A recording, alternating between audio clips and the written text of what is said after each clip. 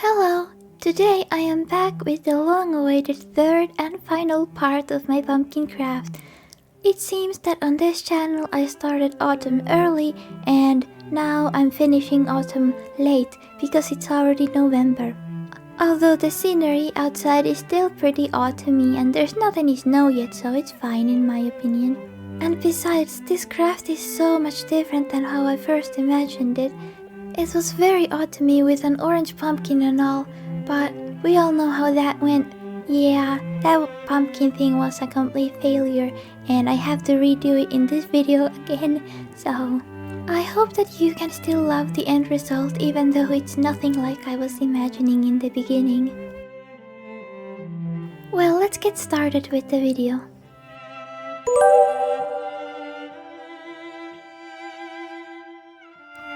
I started by getting my paints because, yeah, I'm painting the pumpkin again. Here is the pumpkin that we were left with in the last part. I don't think I even was able to capture how dirty it looks in that part because I didn't really take any final shots because, well, there wasn't a finished project in that video, so I felt like I don't need to take a final shot. But yeah, here you can see how it really looks. Disgusting. Well, it won't look like that for long because I'm painting it. Yeah, this time I first wanted to go for a more vibrant yellow color because I think what was making the pumpkin look so disgusting was the fact that it was kind of desaturated with all of the dirt looking stuff on top of it. So this time I wanted to try something more clean looking. Even now, I still was not able to decide on the color. This is exactly why you need to plan projects before you start doing them. In Finnish, there is a saying that goes, "Hyvin suunniteltu on puoliksi tehty," and it literally means well planned is half finished.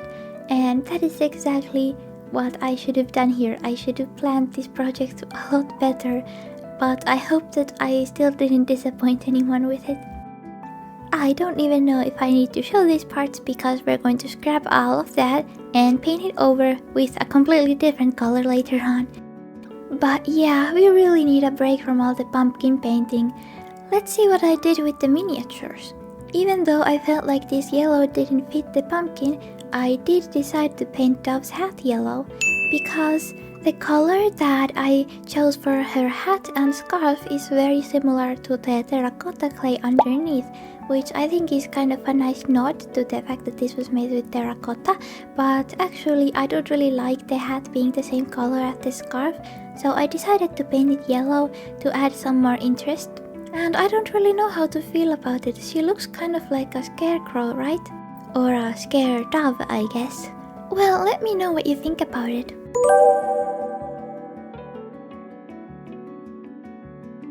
And now we're going to take a little break from all of the painting and instead take a look at the yarn bin.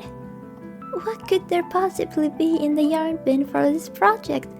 Well, if you remember in the last part, I was talking about how I didn't sculpt Dove's hair, and this is the reason why. I'm going to make her hair out of yarn. Well, if I can get through all of this mess and find the right color. Oh look, I even ended up pulling out the flying spaghetti monster. Speaking of spaghetti, I was going to need such a small amount of yarn that I honestly could have just cut out a small piece, but I could not leave the yarn like this, so I did make it into a neat little yarn ball. Well, more like a yarn oval, I guess, or a yarn mummy. I mean, it kind of looks like a mummified fish, to be honest. Now that we have our yarn, let's take a look at the miniatures again, shall we? Yep, they look the exact same as they did before.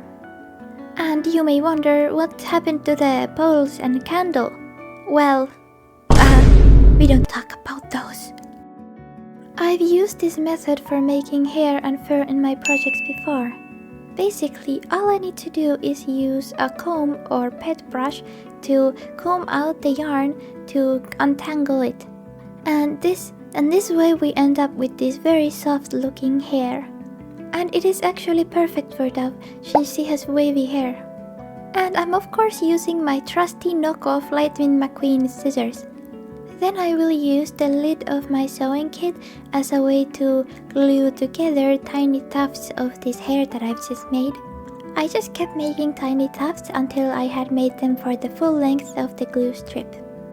And while I was at it, I also made Spook's quill out of yarn. Although I'm not very sure if it looks like a quill that much. After the glue had dried, I just trimmed the pieces up a little bit and then made it into two pieces, which I'm going to glue on top of each other to make her hair more voluminous. This is what her hair looked like with only one strip glued. And this is what it looked like with two strips glued. It's definitely more voluminous. It still could be more, but I'm not really going to do that. Then I just trimmed Spook's quill to make it look more clean. This is what it looked like in the end. And actually, something that happened here was that I usually draw only kind of one side of his quill when I'm drawing him. So I accidentally made only one side here as well, even though a real feather would have kind of two sides, if you understand what I mean here. So that was a fail on my part, but to be honest, maybe it's just like stylized. It's just like a stylized quill, right? It was not a failure to use reference, it's just stylized. Wait a minute, Spook's quill looks an awful lot like Dove's hair. Spook, whenever Dove drops a feather, do you just pick it up and use it as a quill? Oh, does it not have dandruff? Oh, don't worry, I'm not judging. Well, a couple goals, I guess?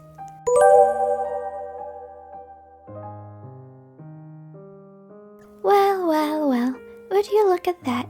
A plain yellow pumpkin. But not for long, because I've got this! That didn't go... that wasn't as magnificent I was expecting. Yep, I sculpted tiny windows and a door to make this pumpkin into a house. I've had this idea to make the pumpkin into a house from the very beginning of this project, but actually I felt like it might be too much or something, so I just didn't do it. But at this point I was getting desperate with the pumpkin, so this was my final attempt to make it really good. Although gluing the pieces was difficult because they kept falling off. I recently actually did a project with hot glue, which you will see in a future video. But for this I didn't use hot glue, and I typically don't use it, but the nice thing about it is that it dries so fast, so you can glue things really fast like this. But yeah, I used regular all-purpose glue. I was wondering if I should position the windows closer to the door or further away from it, but I decided that closer would be better. But this is going to be a display item probably on the shelf, so it won't be displayed from the back anyway, so it will be fine. And it's finished! All of the pieces finally stuck on. Phew, I need to clean my hands from all this glue. It was a really tough project on this one. Oh.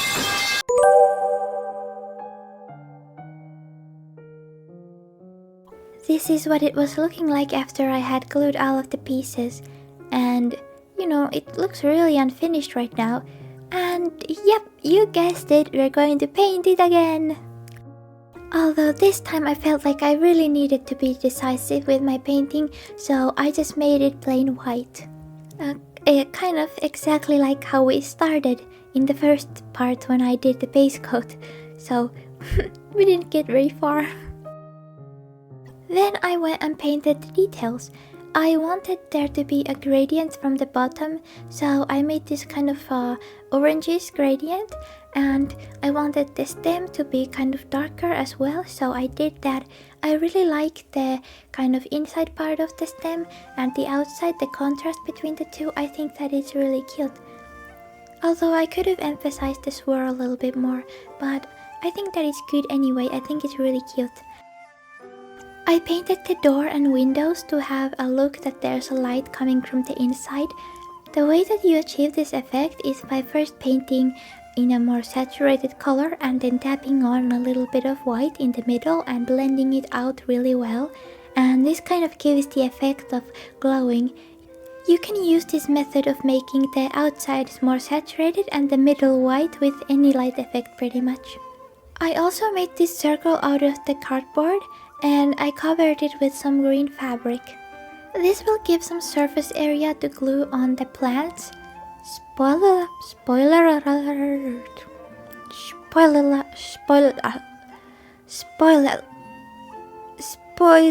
alert.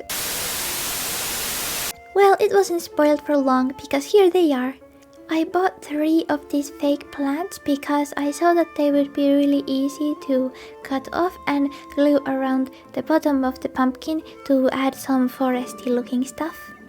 All of these together were around 14 euros if I remember, but I actually ended up only using 1 of them, so now I just have 2 of these. I also bought these flowers to go on the windowsills. These projects are actually a lot more expensive than I was expecting. It's not cheap to be an arts and crafts YouTuber. But speaking of cheap, this thing is really cheap and I'm going to use it for this project. I've been planning on using this for so long and I'm finally getting to use it. If you remember, in a previous video I said this. When I was outside I did pick this thing. And this will also come in handy in a future video, so please stick around for that if you want to see what I use it for. Well, yeah, that day has come now that we are going to actually use this so-called tiny tree. And specifically I'm going to use the pine cones, but you'll see that later. I also found this from a smaller tree which also has tiny pine cones, but I didn't end up using this one because it was shedding a lot, so I couldn't glue it onto anything because it kept shedding. My grandmother also provided me with this leaf in case I would need it for the craft, and it did make a really great background prop later. I went ahead and just glued 2 flowers on each side. Now the flowers are pretty big and they do kind of cover up a lot of the window, but I don't think that really matters because they look really cute anyway. And now it's time for the plants. I'm familiar with this mechanism that is used in fake plants a lot, so the plants are actually on this plug mechanism and connected to this the stick.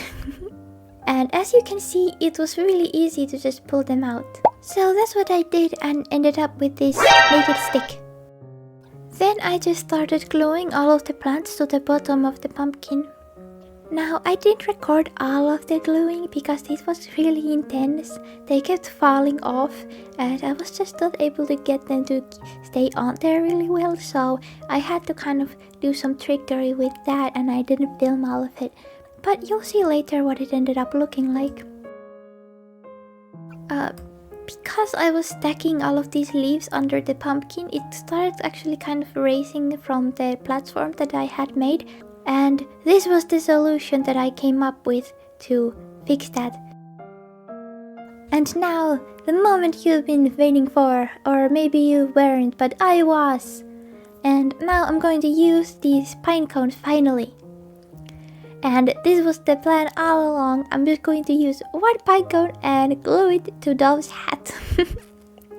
You may remember that in the last part, I was trying to make tiny berries for her hat, but that didn't look right. So I got the idea to put a pine cone in there instead. And I think that it looks really cute. I even sculpted her hat to be kind of sloped on one side to keep in mind the decorations that will be on there. After all of that, this is what we ended up using. Yeah, I didn't even use these 2 fake plants. That was kind of 8 euros wasted. But not really, because it's good to have these in my stash if I need to decorate something with plants again. And now we're finished. All I need to do is make it final and glue Dove and Spook on the pumpkin. Oh, and I also used the rest of the pine cones as decorations.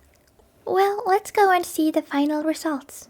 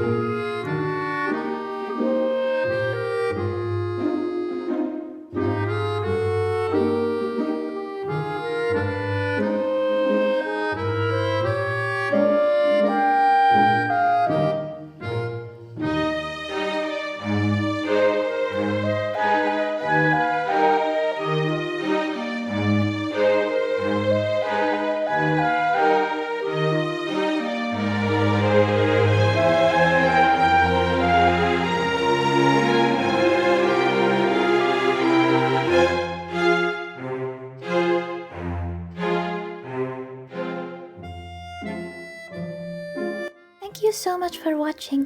I really hope that you enjoyed this video and that you like the final results of this project. This is a nice conclusion to autumn in my opinion, and we will be moving on to new projects in the near future. God bless you, remember to read your Bible, and bye bye!